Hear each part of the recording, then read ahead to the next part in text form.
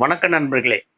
இப்போது ஒருவருடைய ராசி கட்டத்தில் குரு பகவானும் புதன் பகவானும் சேர்ந்து ஒரே ராசி கட்டத்தில் ஒன்றாக அமைந்துவிட்டால் இது சிறப்பான யோகம்.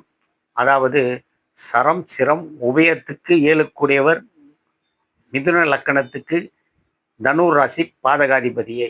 அதே போலவே கன்னியா லக்கணத்துக்கு மீன ராசி குரு பகவான் பாதகாதிபதியே.